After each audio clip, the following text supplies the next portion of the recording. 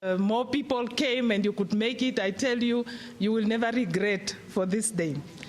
Therefore, I declare the 31st session of the ACP EU Joint Parliamentary Assembly workshop on the theme Renewable Energy, Creating Our Sustainable Future official open.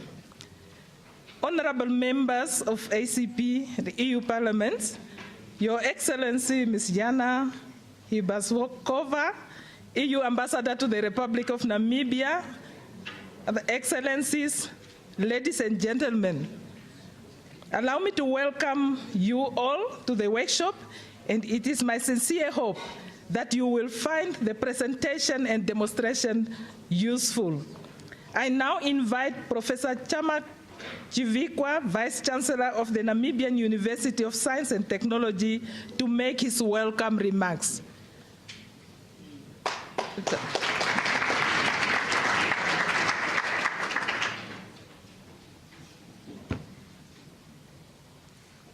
Chair of the session, Honorable Faustina Namtenya Kelly, Member of Parliament and ACP, Honorable members of the Namibian Parliament, distinguished and honorable delegates to the 31st ACP EU Joint Parliamentary Assembly, Your Excellency, the Ambassador of the European Union to Namibia, distinguished audience.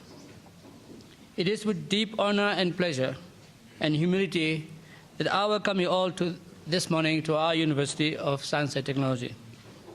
I would like to particularly welcome the distinguished delegation of the ACP EU parliamentarians to our campus.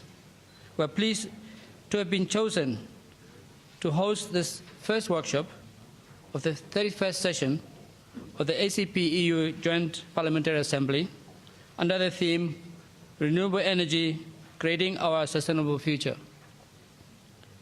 We at the Namibia University of Science and Technology are particularly delighted that you have chosen to spend some time at this university, and I assure you that your choice could not have been better. And here are the reasons. One, the Namibia University of Science and Technology, or NUST, is rated as the best higher education institution in Namibia. Two, NUST is the leading university in innovation and renewable energy research in Namibia. Three, NUST has over 100 international partnerships, mostly with African, Pacific, and European universities, institutions, and agencies, from where funding comes. In summary, we are pleased to host you because we have some exciting projects, news, and possibilities to share with you.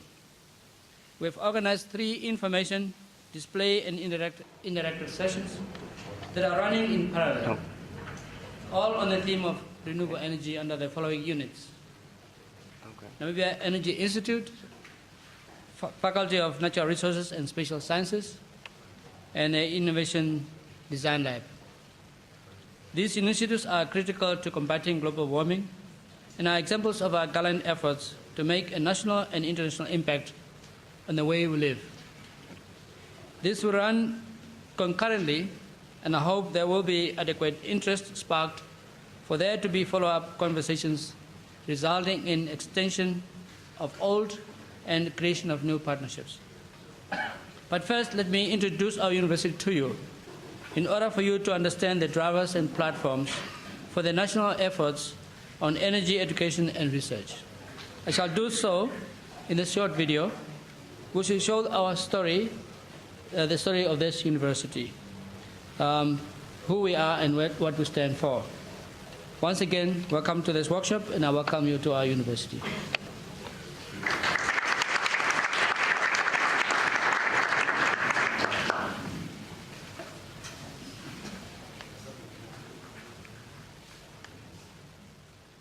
Yes.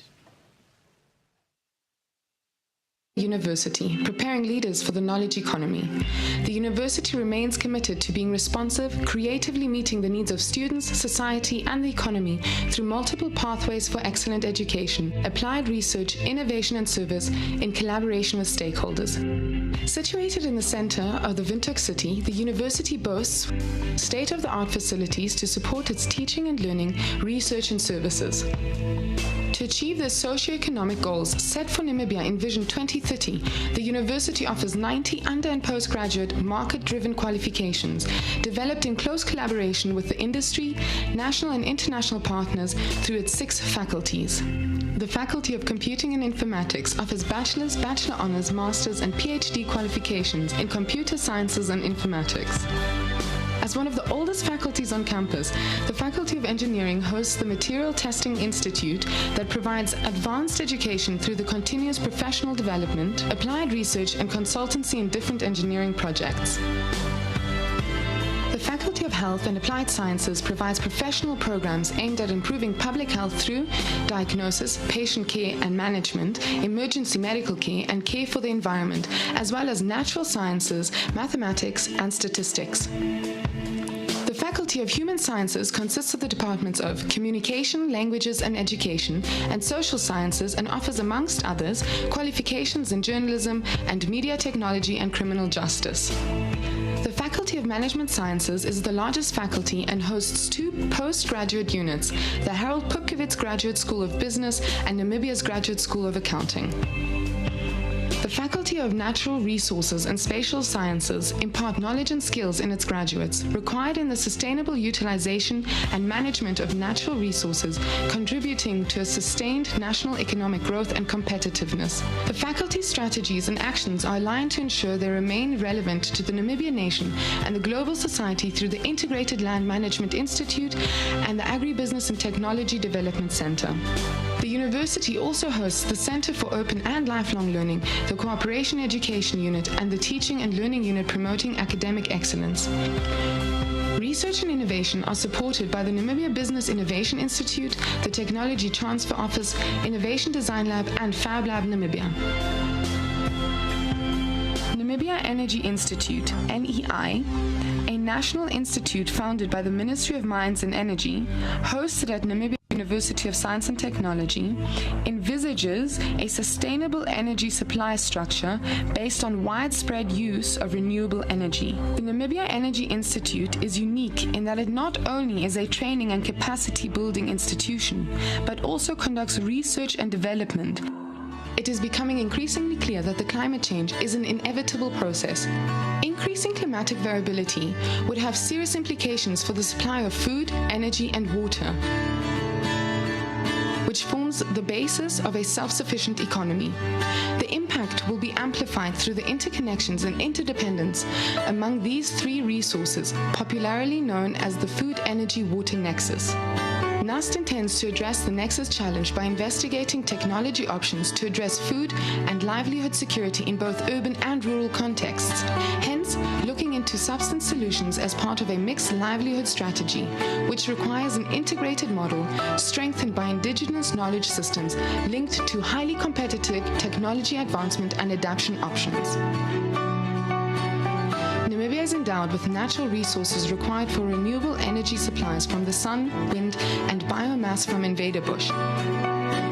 NUST will continue to contribute to the knowledge pool and clean energy development pathway in order to inform scaling up the use of renewable energy and energy-efficient technologies. NUST will advance the development of decision support software which will enable clinicians to adhere to best practices research, including research in small wireless, biomedical sensors, and ultra-wideband radar technology, as well as portable ultrasound technology in support of early detection, treatment, and management of diseases. The Namibia University of Science and Technology is at the forefront of investigating the next decade of operational and commercial reality in logistics. Namibia University of Science and Technology, Research for Impact, the hub of innovation, an institution par excellence. The Namibia University of Science and Technology is well known for its tradition of innovation and excellence. Wouldn't you be our partner to craft a future of new possibilities?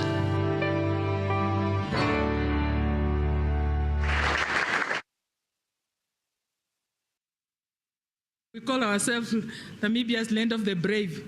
We can do anything, and so they are brave enough to do that. Thank you very much. At this juncture, I now invite Dr. Marius Kudumo to provide information on the logistical arrangements of the parallel session and any other announcement before we go out to continue with the presentations. Thank you. Dr.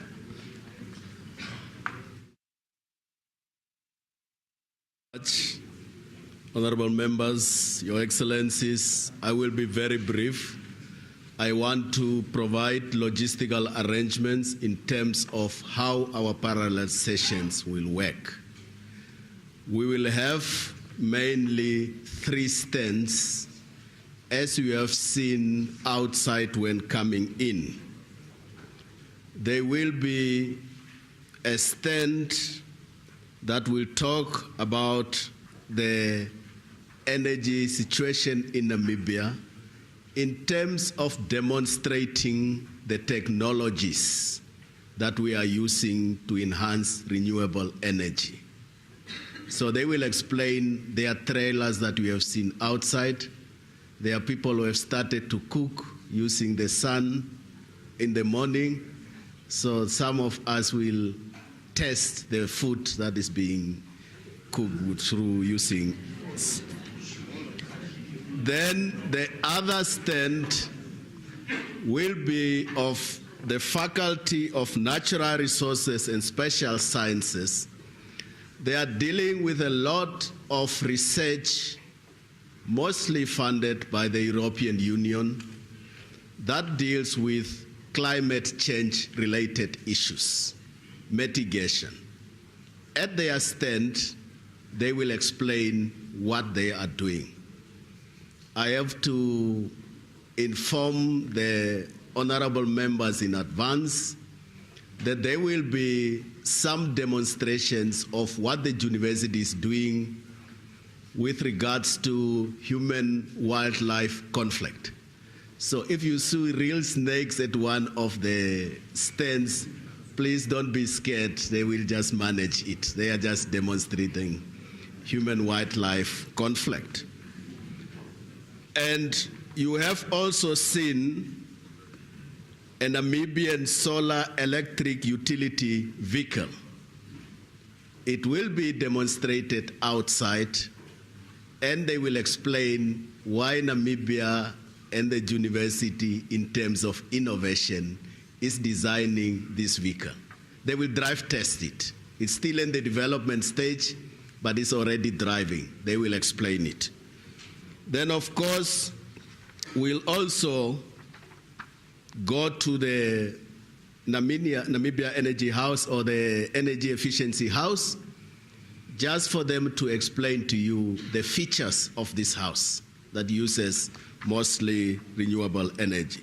So in a nutshell, we are going to have 3 groups.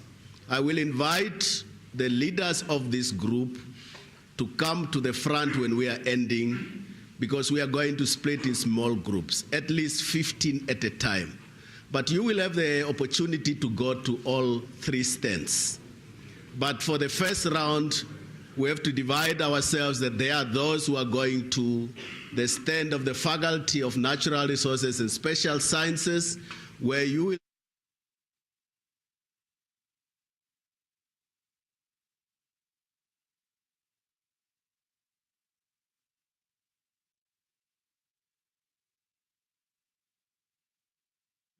outside also, where they will demonstrate the trailers and other technologies that we are using, and they are closer by with those that are demonstrating, actually the same stand with those that are demonstrating cooking using solar energy.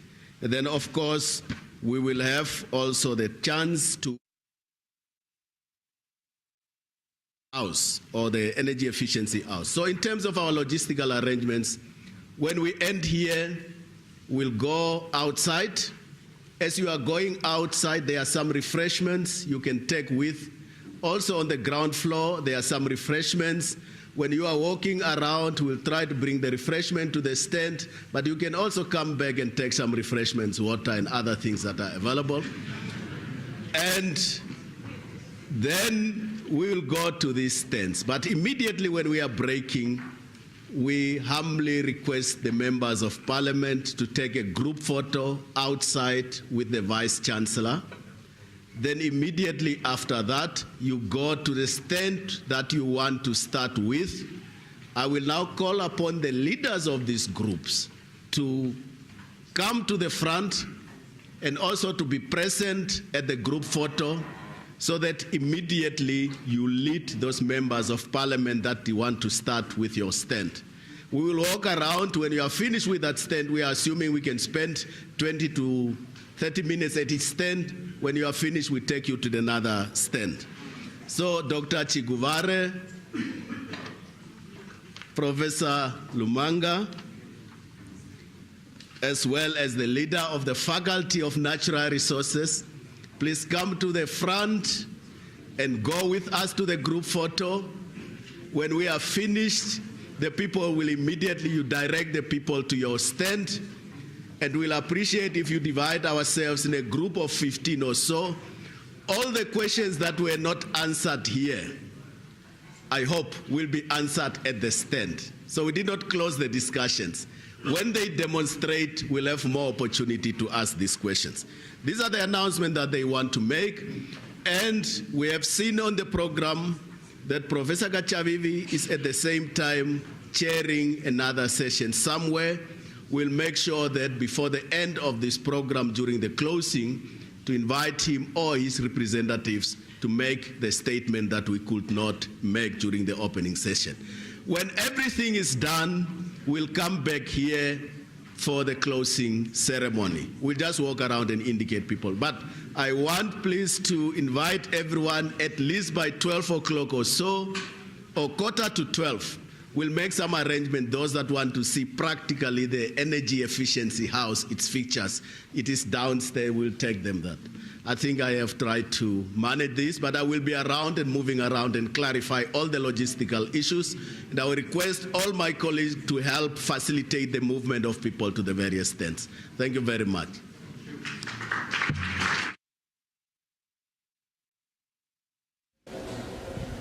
Hi, I'm here with Caleb Negusi from the Department of Geospatial Sciences. Caleb Negusi, please tell us what's happening here. This is our department, Geospatial Sciences and Technology, and we have several EU cooperation and funded projects, starting from our GIT bachelor program development with an assistance of Lux Development and from Luxembourg, ITC from Netherlands, and the European Commission and the Spanish International Cooperation Agency, and the modeling of geographical distribution of Kiat tree species.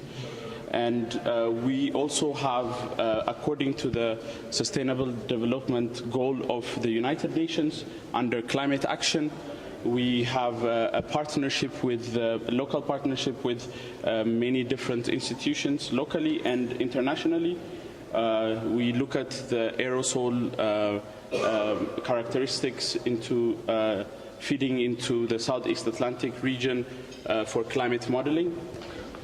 And moving on to the next part of our exhibition, this is an this is a EU-ACP project called the Monitoring for Environment and Security in Africa, and we are the capacity building partner for MESA SADC, looking at the service areas of agriculture, drought, wildfire, and flood. Specifically, our department looks at the wildfire services, and once we move to this corner of our exhibition, we have our unmanned aerial vehicle projects, which we do test flights at informal settlement Ochumise, and through that data we do monitoring of informal settlement using advanced image processing techniques. And basically this the fixed wing drone that you see here and the rover and GPS has been sponsored by the development organization, and the hexacopter over there is basically sponsored by SASCAL for vegetation monitoring and the flexible land tenure system. Right, looks like you guys are pretty busy here, right? But yeah, apart from this, what more can you expect from you guys? you can expect that we give quality education, and as our mission says, vision and mission states, we plan to be innovative and do more research and bring out more quality students into the industry. All right, that was Caleb Negusi from Geospatial Sciences. Coming back to you. Hi, I'm Mohammed, and I'm here with Prof. Pio Lumaga, the Director of the Innovation Design Lab here at the Namibian University of Science and Technology. Now, Prof. Pio, can you just tell us very quickly about this project we see behind us here? Yes, good morning. This is a solar electric utility vehicle, the first solar taxi designed in Namibia and, to my knowledge, in Africa. So it captures the solar energy, which we have a lot here, 310 days of sun in Namibia, with photovoltaic panels, and then we store behind here with the lithium-ion battery. And then we have an electric engine down there, and the idea is to have a car that is very efficient to drive with a zero carbon footprint, and mostly a car that will drive on solar energy without wasting, without polluting the atmosphere. Think about that in 2050, 60% of African population will live in megacities. So with an enormous problem with pollution and climate changes, we are addressing the problem of climate changes in transportation. Thank you so much, Prof. Pio. Back to you. Welcome back. We're here at the Department of Land and Property Sciences, and I'm here joined by Ms. Asa Christensen. Within the Department of Land and Property Sciences, our vision is to become a center of excellence in sustainable and integrated land management and education, both within research, service provision, and also education. We currently have 10 staff members in the department, and we offer programs in diploma in land administration, property studies. We offer bachelor honors degrees in land administration and property studies, and also we offer a master in integrated land management, along with a master of spatial science. We currently cooperate with at least 3 universities from Europe, a university in Fribourg and one in Freiburg, and also Aalborg University in Denmark. We also house the Integrated Land Management Institute, called ILMI, which is the multidisciplinary research and public outreach activities of the entire faculty. In this regard, we also cooperate with the mentioned universities from Europe. Within the department, we are currently involved with research activities in cooperation with the Ministry of Land Reform and also with GIZ. In particular, we have been involved in the development and of the implementation of the flexible land tenure system, which is a system that supports upgrading of informal settlements and low-income people. They are provided with an initial level of tenure security, which protects them from eviction and from being bulldozed away overnight. The second level of the system provides a higher level of tenure security, and then the last level is like a normal freehold title, where it's registered in the countrywide deed registration system. The flexible land tenure system supports a number of the Sustainable Development Goals, 1, 2, 5, 11, 15, and 16, but it also provides the basic foundation for basically all the other Sustainable Development Goals as well. Now, my colleague Guillermo Delgado, he will introduce you to the Integrated Land Management Institute of the department. Hi. I would like to talk to you about the Land Livelihoods and Housing Program, which is the program that organizes the activities of ILMI. The program is a collaboration between the Department of Land and Property Sciences and the Department of Architecture and Spatial Planning. Very important for us is that the research program runs in parallel with the public outreach activities. It's very important for us to be embedded within a social base. The projects that we run, I'm going to speak briefly about three. The first one is called Campus Transformation. It's a collaboration between the Namibia Architecture Student Association, the Department of Architecture and Spatial Planning, the Department of Land and Property Sciences, and Institutional Planning. The project aims at analyzing and reimagining the development of the campus along more innovative and equitable lines. The other project I would like to talk to you about is the community-led versus contractor-led housing approaches in Namibia. The project aims at assessing the adequacy of both approaches in the production of housing in Namibia. This is a collaboration between the Jacques Delors Federation, the Namibia Housing Action Group, the Ministry of Urban and Rural Development, and also the University of Manchester in England. The last project that I would like to talk to you about is a collaboration between with teachers, a number of teachers' unions, and also independent teachers, exploring adequate housing pilots for Namibia.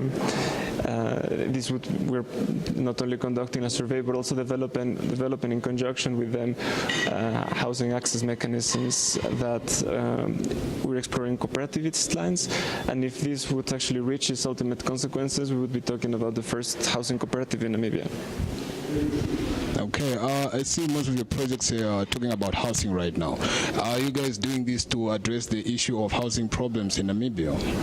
So the land and housing question, particularly housing question, is at the center of the table of discussion in Namibia right now. It has always been a sort of housing, there has always been a housing shortage, but right now the first actually social movement in Namibia, the urban social movement, has actually mobilized very strongly along the issues of housing, and the Land, Livelihoods and Housing program has only started about a year ago, so it is timely, or it is actually like a good coincidence that we are now actually engaging with the housing question in Namibia in a more decisive way. Okay, that was Land and Property Sciences talking about the housing and a lot of projects. Well, coming back to you. Hi, I'm Mohammed, and I'm here with Monsieur Francois Ngindu from the Democratic Republic of Congo. Now, Monsieur Ngindu, can you just tell us very quickly, you've viewed the solar taxi that we had presented earlier. What do you think about that technology in terms of finances? Yes, I think that it is a very, very good project.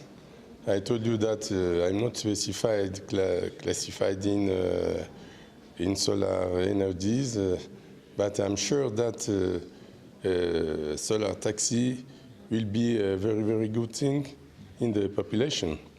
For instance, in my country, Kinshasa, we have the population are by 10 million of people, and that if we have such a taxi, solar taxis, it will be a good thing for the population.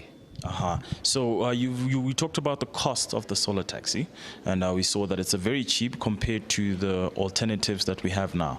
So if we exported this to other African countries, such as the Democratic Republic of Congo, do you feel that the people will adopt it very quickly because it is cheaper for them?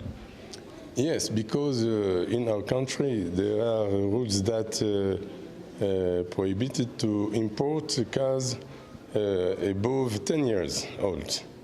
And then I think that importing a solar taxi will reduce the cost first, and will help all the population in our capital to circulate normally. Okay, thank you so much, Mr. Ngindu. Back to you. Thanks very much. Welcome to our department. Our display, I think, just to tell you holistically what we're all about. All the research that you're going to be seeing around here is conducted in collaboration with our postgraduate students. So what we do is we use the students to get postgraduate degrees, but also provide a really important service to Namibia by conducting research on very, very pertinent topics to the country.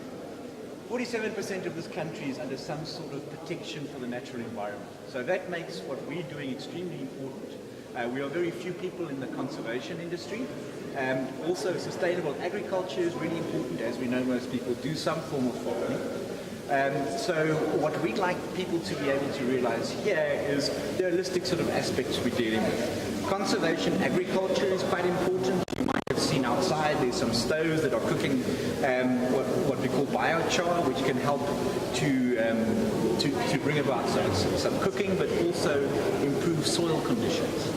Another one of our big important things, you remember, if half of the country is under some sort of protection for wildlife, there's bound to be some conflict between people and wildlife, right? Because we're encroaching on their habitats all the time. So one of the areas that we focus on is human-wildlife conflict.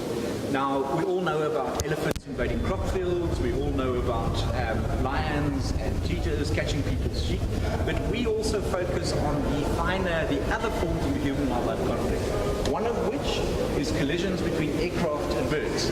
They share the same sky, and a collision with a bird can bring down a plane. If you remember a couple of years ago on the Hudson River, it brought down a plane. We deal with the 8 Namibian airports to look at that conflict between humans and wildlife as well. We have another form of human-wildlife conflict, which I'll get to in a minute, but I think just before we do that, the general ecology of Namibia is really important. And communities in this country are getting quite a lot of benefit from utilizing wildlife. But to be able to do that, so to be able to hunt, to be able to get meat from wildlife, to do tourism, we have to know how much we've got. And one of the big problems in the industry with wildlife is actually looking at how we can count them. How do we know if our wildlife populations are healthy enough for us to be able to do some form of utilization, whether it be hunting and so forth? So we've developed some mechanisms where we've actually done some counts using aerial photography, using the drones that you would have seen earlier as well, to be able to count wildlife. We can actually see wildlife from these aerial pictures and we can count them. This is the whole Fish River Canyon area. Nearly 1.5 million hectares that we did a project on aerial photography. We were able to actually find the wildlife. So on the wildlife issues, I think that's fairly pertinent. We also want people to realize the wide range of research that we're doing, and also the link between conservation and livelihoods, poverty reduction. There's a very, very important link that we need to make. So I think it's important to see. I spoke about human-wildlife conflict, so just follow me over here. There's another kind of important human-wildlife conflict issue that we're looking at, and that's between snakes and humans. Even in Windhoek, we've got conflict between snakes and human beings. Now, everyone has this innate fear of snakes. I can see your eyes right now. You know what this is? Black mamba, right?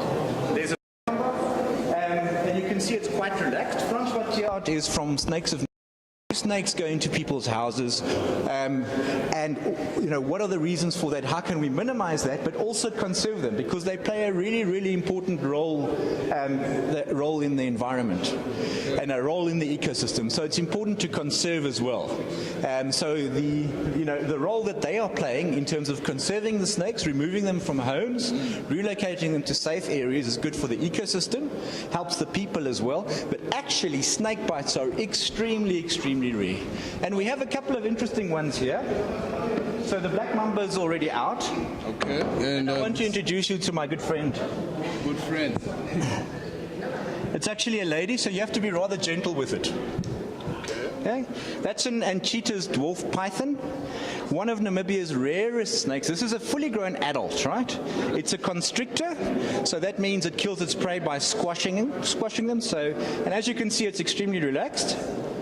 Over here, this was also removed from an area where it might have been killed, and the number of rodents that these things can kill is in a year is quite frightening. So they provide a very important ecosystem service as well to the environment.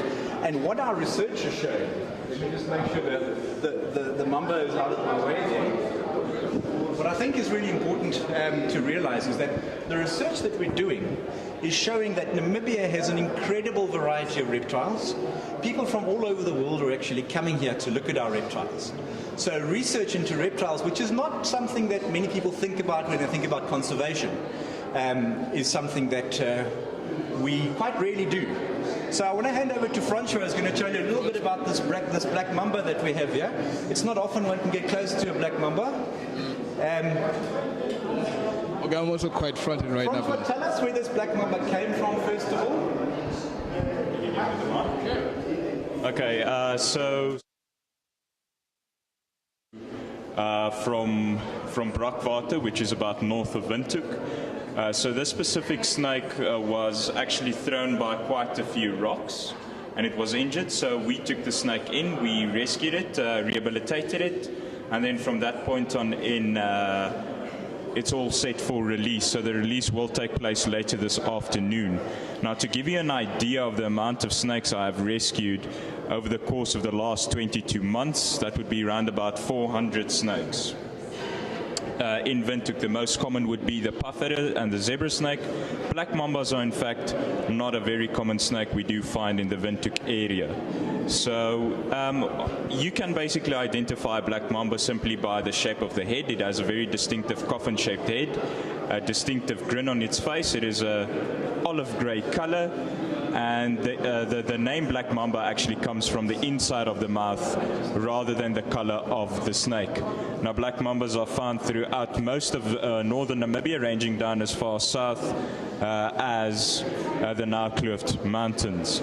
So before the snake gets any closer to my hands, I will give you the mic back. Black mamba ever. And the name comes from the black on the inside of the mouth.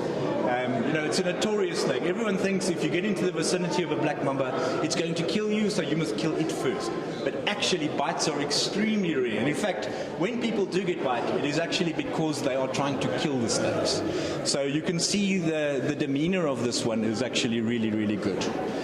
So we want people to realize, first of all, again, our little message, conservation is really important for this country. And studying it and researching it, we're doing it with a lot of collaborative partners all over the world. We have really, really important biodiversity that needs to be conserved. That's Mr. Morgan telling us to preserve our reptile friends here because they're actually friendly and they're not always deadly. So, crossing back to you.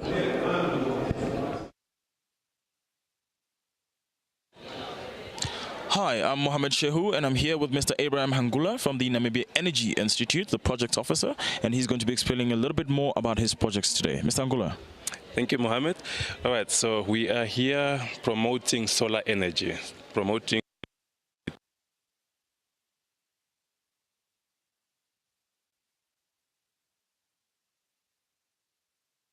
that means we can't get to everybody in those far corners with a grid. So then what then can they do? So this is what we are trying to display. If you look here, we have gadgets that people that aren't able to connect to the grid can buy so that they're using it in their houses. For example, this unit here, it's locally available. It will cost you about $2,000 or so. And what it can do is you can connect 4 lights onto this. So that means a household with about 4 houses or so can buy something like this for $2,000. You have four lights that you can connect. If you have an additional $1,200 or so, you can buy a television. You can have a fan connected onto just this one small gadget, and you can charge your cell phone on this. So these are locally available, and these are connect to the grid, as I said, yeah. That's wonderful. And one of these lamps, how much would they cost approximately? All right, these lamps for now are connected, they come in a package of this, what do I call them? It's a, okay, let me just, so a box like this would be similar to this. So there's a battery in it, and it comes with a solar panel, a solar module, that is sufficient then to fit these lamps. Right? But if you, for example, aren't able to afford things like this, we at the Energy Shop, at Namibia Energy Institute, are coordinating a project we call Energy Shops. So we got energy shops situated all over the country. At the moment, we got 14 of those. So at those shops, you can visit any of them, and you can buy an LED torch or something, and they range between $50 to $100 or so. And these are really, really good because they are, at the moment, the most energy efficient technology in lighting. they last you hours and hours without necessarily requiring a charge as often as you would, for example, your old traditional torches. Thank you so much, Mr. Angola. Very exciting stuff happening here from the Namibia Energy Institute. Back to you. Hi, welcome back. We're still at the EU visit to NUST. Join me here is a colleague, someone who has come to see what's been exhibited here. Hi, my name is Brenda King, and I'm with the European Economic and Social Committee. We represent civil society, and I currently chair the Sustainable Development Observatory. So I was so excited when I got off the bus, curious at first, when I saw those boxes. They were obviously solar panels. I went over to see what they were, and then to see that food was being cooked using the sun. That was so exciting to see. You've talked about solar cookers right now. Mm-hmm. So have you gone around and seen to other exhibitors that you might have seen, and do you think can they be applied overseas? Yes, I went to the presentation. I know that Namibia is looking to be to get its energy from renewables so that people who are off-grid will be able to access affordable energy. And that has such a big impact in terms of poverty reduction, because you have access to energy, in terms of cooking facilities that's accessible to everyone in your population. And I guess if you're going to be a leader in renewable energy, the next step will be exporting that energy and know-how to other countries, I guess first in SEDA and then in the whole of Africa. Yeah, not even to mention Asia, Latin America. I mean, the possibilities are amazing. Exactly. Let's say there's somebody out there who have an idea about renewable energy. Mm-hmm. So what can you tell this certain person to encourage them in doing this certain project so that you can help with sustainable energy? Well, we all know, and I guess if you follow the news, there's climate disruption everywhere. So we need to be taking some sort of climate action. And coming here today and hearing the presentation and seeing some of the projects, and I heard about the plan to have wind farms as well here in Namibia, it is clear that the French ambassador said that you are leaders in Africa with regards to going down this climate action, renewable energy route. But I will go further. I will say that you're global leaders in this. So I think that this university has a lot to be proud of, because I know the students are well involved with a lot of these projects. All right, that's our friend from the UK coming here and telling us all about this sustainable energy. We're going to cross back to Mo and we're done him. All right. Hi, I'm Mohammed Shehu, and I'm standing here with Mr. Kai from the Department of Agriculture and Natural Resources. Now, Mr. Kai, can you tell us just a little bit more about the project we have here today? Yeah, actually the project that we are currently having here, it's a demonstration of the biochar, the production of the biochar. Okay, I can actually take you through some steps how we actually do how we are producing the biochar. Mm-hmm. Yes.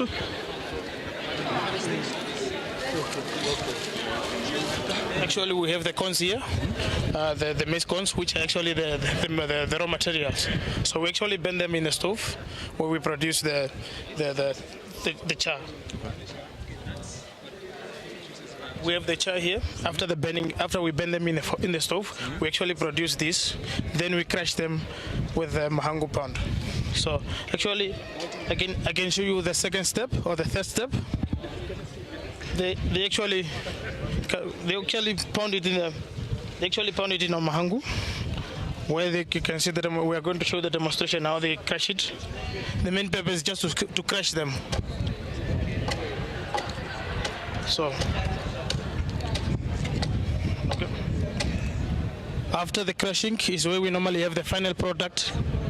This is the final product, which means they can be used and mixed in the soil to maintain the moisture and the nutrients within the soil.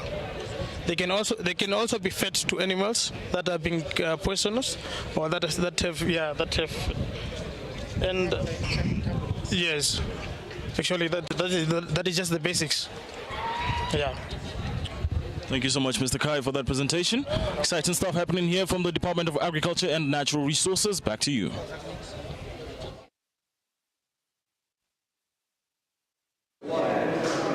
Welcome back. I'm joined by Philip Lowell from the Department of Architecture and Spatial Planning. Okay, Philip, can you please take us through what are you trying to show us here?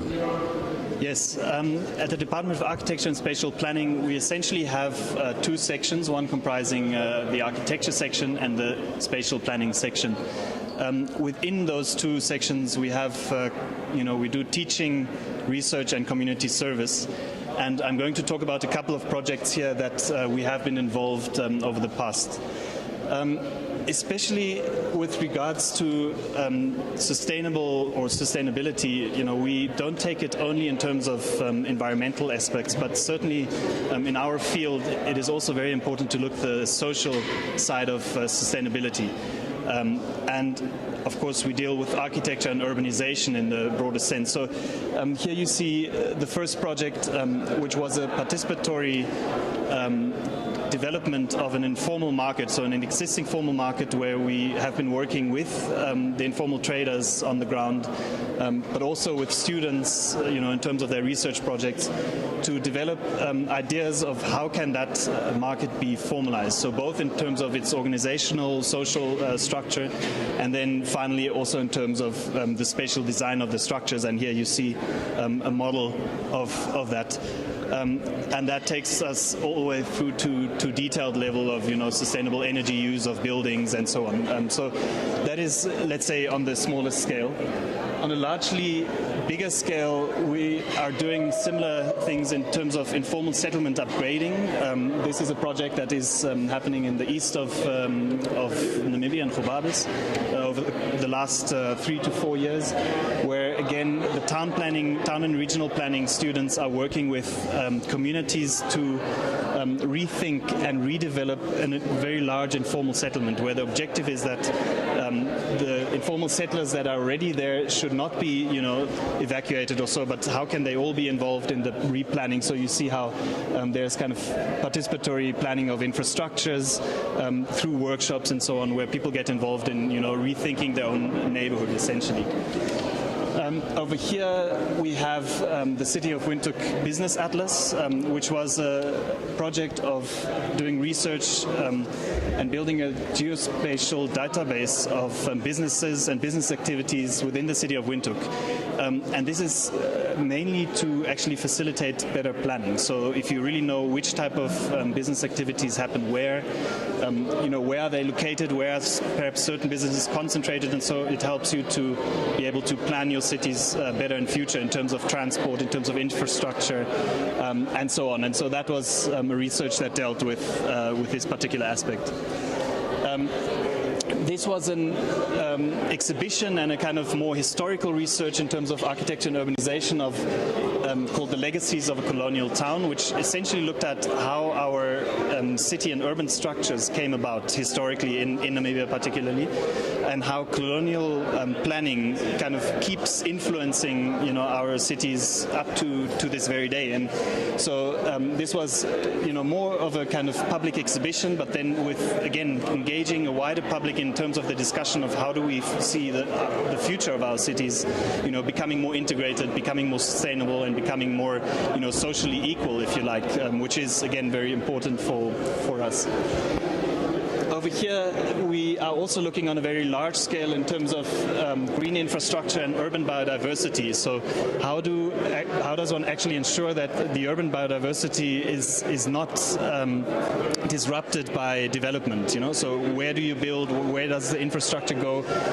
How do you ensure that cities enable not only human habitation, but also biodiversity in terms of plants and animals and so on that are within the city? And this is a collaborative project between a couple of African universities, but also a university in Germany. So, really to look at what can we learn, from each other, and how can we do that, research on biodiversity in sub-Saharan Africa, on a larger scale.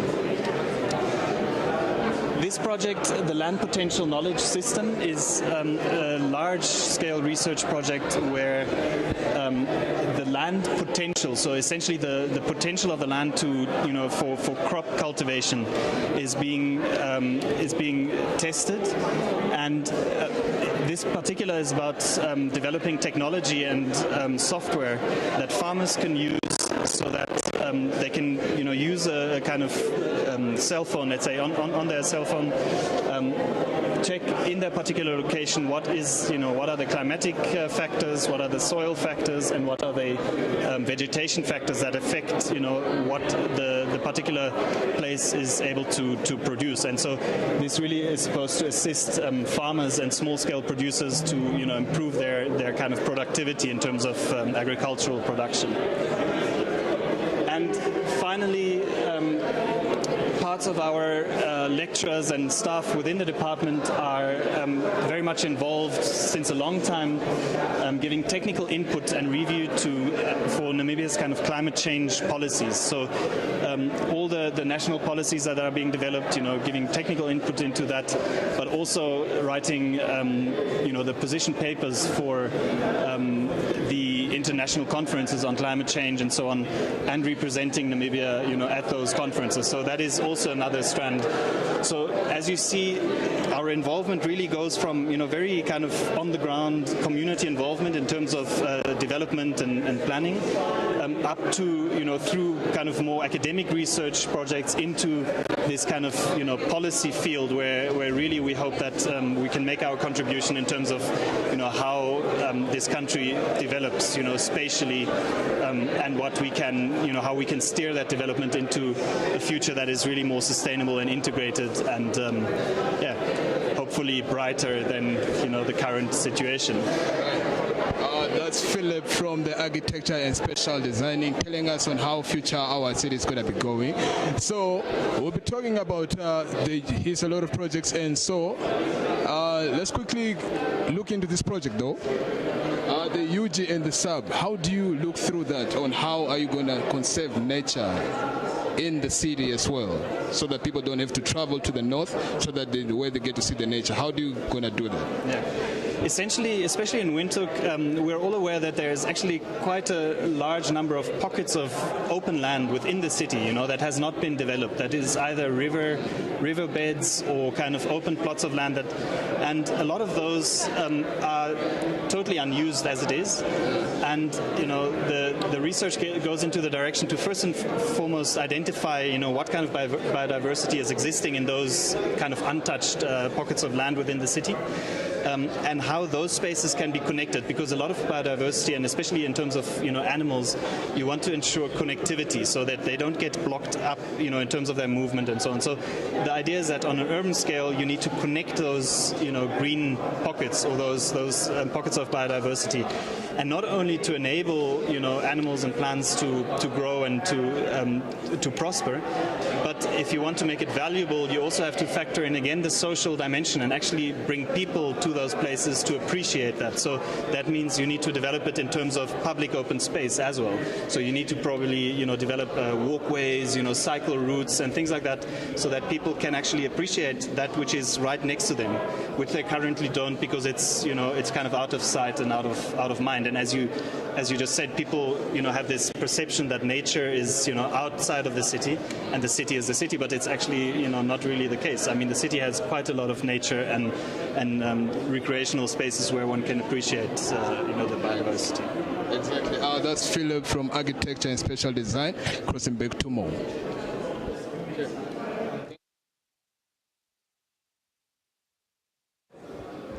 Hi, Mohamed Shehu here again, and I'm standing with the Honorable Calais from our very own esteemed Parliament of Namibia. Now, Honorable, just tell us very quickly your impressions about what you've seen here today. Thank you very much. I'm really very much impressed with the innovation going on at Namibia University of Science and Technology. We didn't know that we can produce our own things here already. I look at how much technology and the science which went in the innovation of coming up with the vehicle. And I could see it's moving using solar. No petrol, but it's using solar. So it gives us a hope And I'm so impressed because when we look at the other technologies going on here, which will make life very, very busy, very, very easy for the rural, for example. I look at the stoves, which can use also solar. You don't need, gas or anything else, but you can cook without using firewood, etc. But I'm so impressed, and I will encourage you, because the people involved is youngsters, and it's girls and boys, no discrimination at all. So that is the way to go. I have to tell you that when we are listening at the theoretical part, the other countries, and I mean not African countries, it's the whole world. They were so impressed and say, we can show the world when it comes even to climate change and innovation when it comes to energy. I think we are in the right direction, thanks to your institution. Definitely. Now, just very quickly, lastly, before we wrap this up, as a member of Parliament, what challenges do you think could be faced in terms of rolling out these initiatives to the rural areas? We know everybody is talking about the budget. As I'm speaking, I'm the chairperson of IT, ICT, and innovation. Now I discovered that we have to cooperate. Money will never be there, always the sufficient budget we like. But within the limited, what we have, let us try. And then together we can come up with other, other innovations. But I think the stumbling block, as I listen to some projects there, is really money. And then with money, they can do even faster and better. They can improve faster if they have the funds. But if they don't have the funds, they can go slower. But they are not on standstill. They are progressing. Yes, they are pushing. And they enjoy it. I think your new generation is just fantastic. Thank you so much, Honorable Kale, for your thoughts there. So exciting stuff happening here at the Namibian University of Science and Technology. As the Honorable has said, there's a lot of innovation going on, a lot of barriers being broken. We're now going to cut back to you.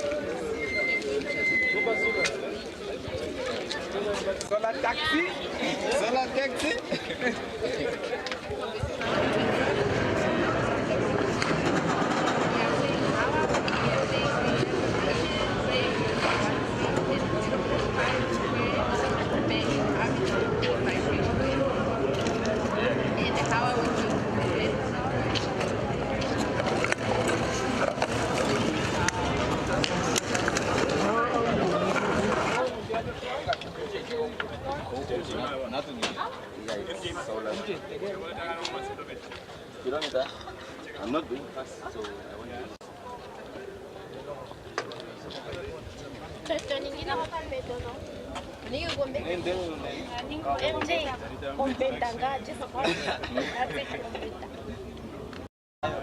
There's nothing in the back. I'm just saying.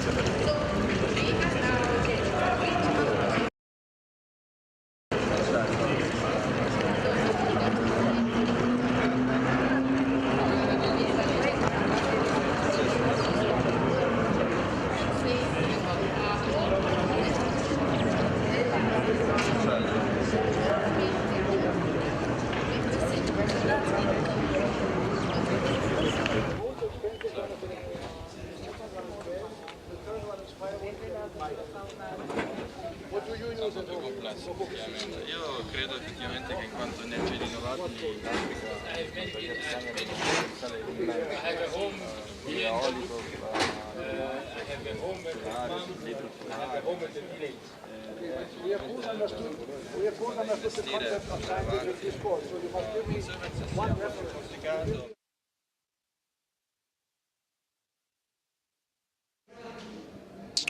Hi, Mohammed Shehu here again, and I'm standing with Mr. Joachim Schuster. He's a member of the EU Parliament, all the way from Germany. Now, Mr. Schuster, can you tell us just very quickly, what is your impression of what you have seen here today? It's very impressive because I think it's very important work. We need technologies here in Namibia which can solve problems, and not that must not always be high technology or so. We need technologies which has a use for the people here, and we see here many projects from cooking with solar energy up to monitoring the climate change here, and that's very impressive. Now, do you think these projects will positively impact the Namibian economy from what you've seen so far? Yes, I'm sure, because the one thing is to develop the technologies. The other thing is that you may have to make sure that many people can use this technology. For example, the cooking, you need many such oven. I don't know the word for oven. And therefore you can have the basis for a good production there. But therefore it's necessary that you have investors. I don't know whether you have enough investment for it. So in terms of challenges that can be faced in implementing these technologies, finance is the key issue here.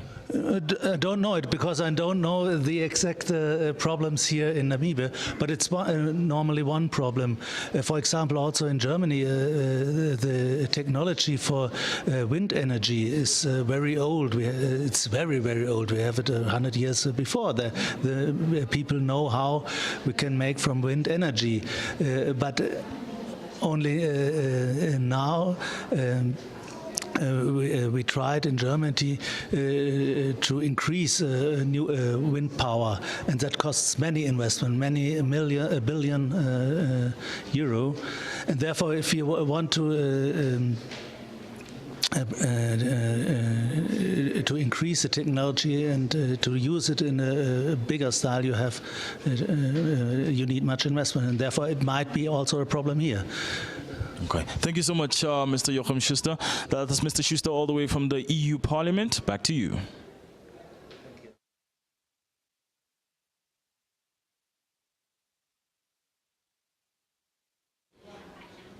Hi, Mohammed Shehu here again, and I'm standing with Honorable Peter Kashavivi, Speaker of the National Assembly. Now, Honorable, can you just tell us very quickly what are your impressions of the projects you've seen here today? Highly impressed by what we have seen. And more importantly, it's not so much me, but I'm more excited of the fact that our visitors, the participants to the ACP EU Parliamentary Joint Assembly, are able to witness what Namibia has to offer and see the fact that for the last 26 years, Namibia has been making tremendous progress in a number of areas, and education and training is a very important one. Building capacity and producing men and women with the necessary skills in order to take Namibia to even higher heights. I think that is important. Our visitors are equally impressed. Okay. Now, for these projects, what sort of an impact do you think it will have on Namibia as a country? Definitely, let's talk about the solar energy, renewable energy. I think this is important that Namibia should harness this particular renewable energy, because they are going to contribute to the development of the country so much, particularly in the area of energy sector. We should do more. I think we have made a very good beginning, but of course we require resources, investment, to make sure that we build up sufficient resources in the energy sector, both for ourselves and if necessary, with the necessary surplus, we can actually export that. So we need to do more in the solar energy, but because that is where Namibia has got a lot to offer in terms of sunshine. Okay, and then lastly, pulling off innovation like this, what do you think that says about this institution? Well, it says the institution has arrived. A great deal have been done in terms of investment, infrastructure development, all that. But of course, we have done quite well, but we should go for sustainability, both in terms of the infrastructure development. We need to make sure that they are maintained. We have to make sure that we have got the right skills, men and women who are going to work here, in order to make sure that this particular institution continue to serve Namibia to the best. So I'm extremely proud of what we have seen here. I'm equally proud of the fact that our visitors coming from Africa, Caribbean, Pacific, and Europe are also able to see the fact that Namibia, and particularly the government of Namibia, must be congratulated for the huge investment they have made in the education sector. And we cannot leave it there. We need to maintain the momentum to make sure that sustainability is retained. Truer words could not have been spoken. Honorable Kashavivi, thank you.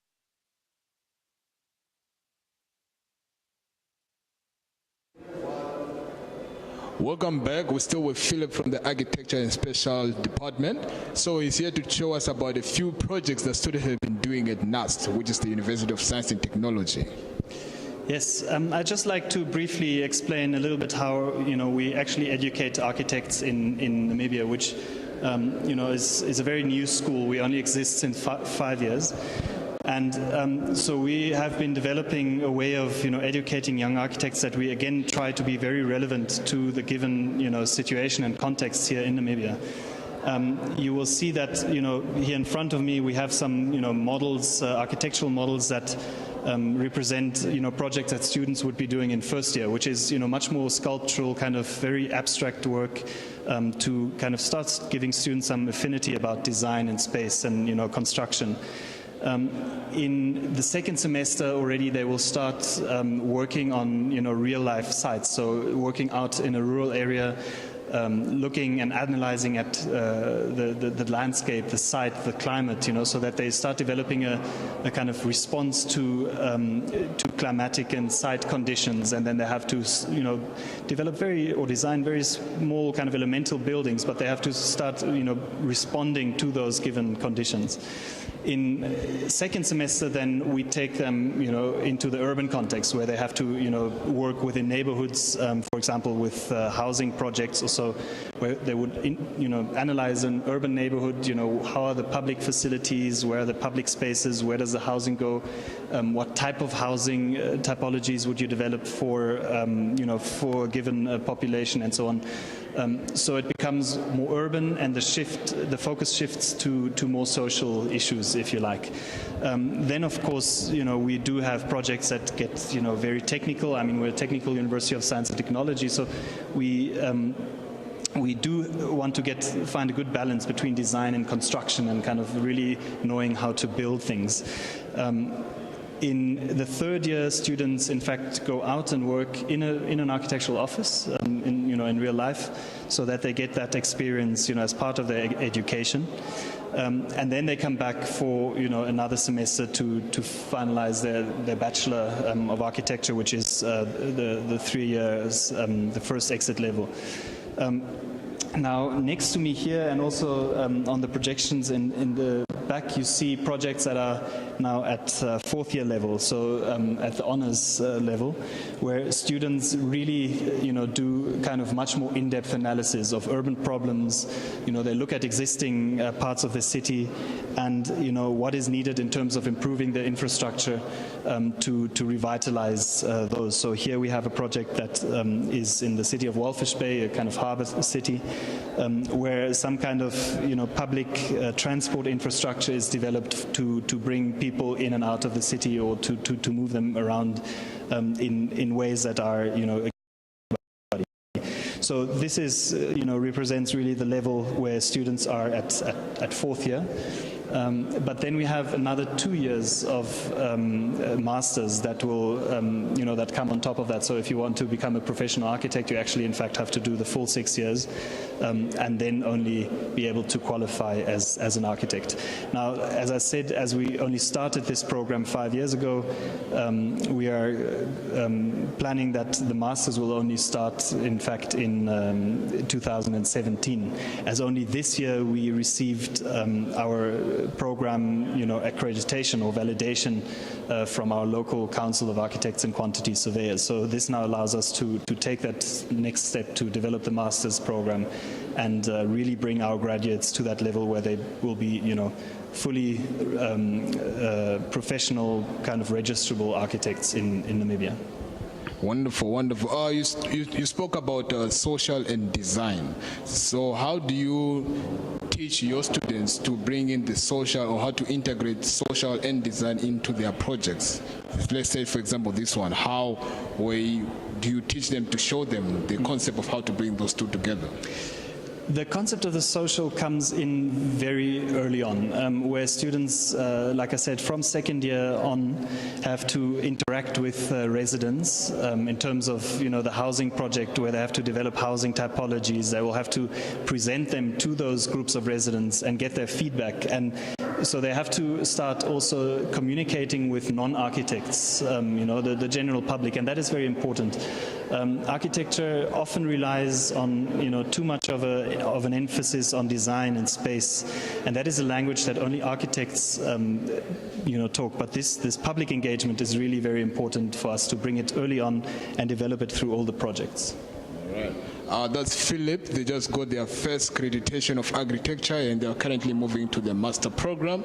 We're going to cross back to Mo. Thank you. All right.